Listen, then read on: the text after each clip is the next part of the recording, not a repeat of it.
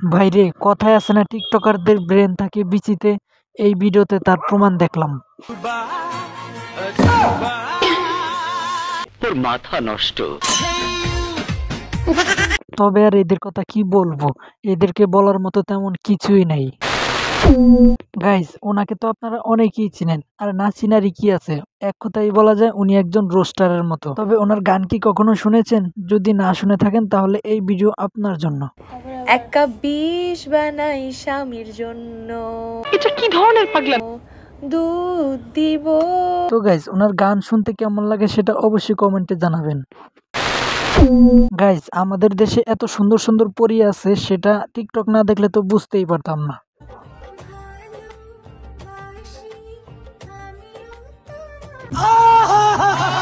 তবে এনাদের জন্য টিকটক এখন নোংরা হয়ে গেছে। গাইস, চিঙ্কু মাস্তানকে তো আপনারা অনেকেই চেনেন। তো চলুন আজকে ওনার একটা ভিডিও দেখে আসি। পারলে তুমি আমার মন থেকে শিমুলের নাম মুছে দাও। তোর মনটাকে আমি টুকরো টুকরো করে ফেলবো। তো গাইস, ওনার এই ভিডিও দেখে আপনার কাছে কেমন লাগলো অবশ্যই কমেন্টে জানাবেন। ভাইরে ভাই, মানুষ দেখেছি কিন্তু এরকম আজব মানুষ আগে কখনো দেখিনি।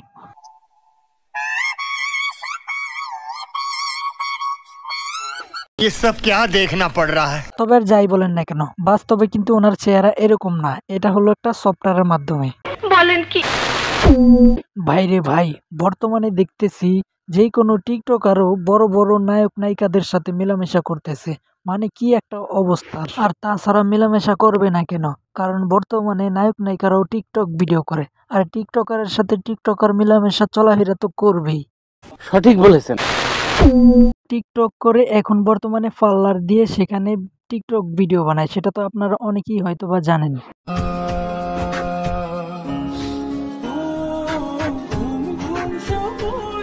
তবে তোর মাথা নষ্ট।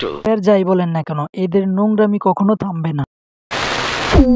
টিকটকার জান্নাত, আপনারা অনেকেই হয়তো বা ওনাকে চিনেন। ওনারা ইউটিউবে চাটাচাটির ভিডিও বানায়।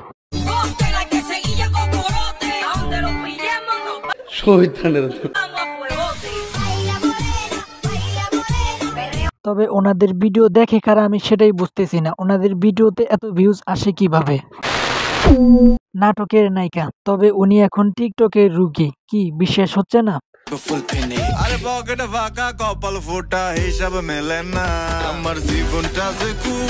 তোর মাথা নষ্ট। তবে এখন এটা স্পষ্টভাবে বোঝা যায় যে টিকটকে বর্তমানে সবাই এখন রুগী।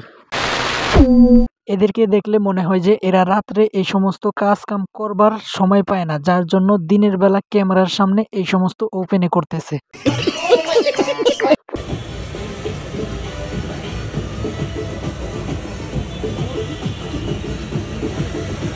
তবে এদেরকে দেখে মনে হয় যে এরা 14 ফেব্রুয়ারি ভালোবাসা দিবসের পালন এখানেই করতেছে।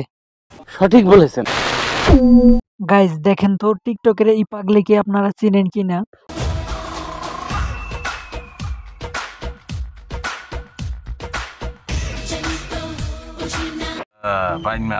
তবে এই পাগলির পাগলামি কখনো হয়তোবা থামবে না বিয়ের আগে। বিয়ের পরে থামলে হয়তোবা থামতে পারে।